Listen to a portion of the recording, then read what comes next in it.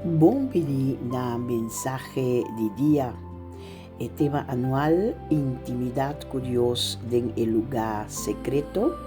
Me llama mi pueblo for de actuación público para un encuentro privado.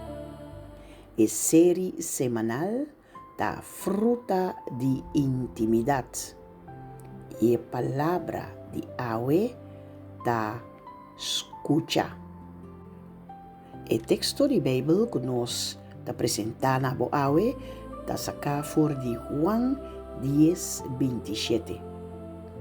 Mi carnenan ta escucha mi stem. A mi conocenan y nan ta seguimi. E palabra original na griego ta akuo. Significa tende atentamente. Escucha com intenção para compreender e obedecer. Escucha em Bíblia não está solamente tende sonido. Está abre o coração para receber o que Deus está papia. Ora nós passa tempo em sua presença, nós está começar a reconhecer sua voz mais clara. Tem roupa e voz do mundo. Voz de medo, voz de dúvida, voz de preocupação, voz de gente. Pero Jesus avisa que su carne reconhece sua voz. Ora você passa tempo de intimidade com Deus. Por área espiritual também é mais sensitivo. Você começa a distinguir entre o próprio pensamento e o que Deus está papia. Você não escuta para sobre Deus está papia mais duro. Você escuta para sobre a bota mais cerca de ti. Escuta a voz de Deus está trazendo segurança. Ora tu rende tem opinião, Deus por donar uma palavra que te dá paz.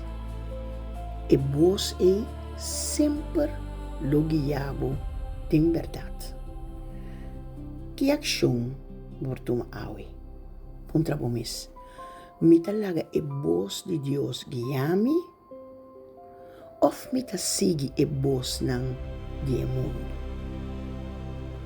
Toma momento de silêncio awe. Lesa Juan capítulo 10 com tranquilidade.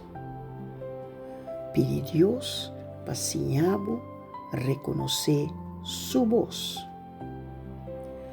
Assim oração aqui comigo. Senhor, ajuda-me a escutar a voz mais clara.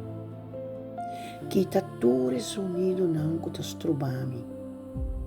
Sinhame reconhecer ora bota papia. Me que seguir voz com coração disposto em nome de Jesus. Amém.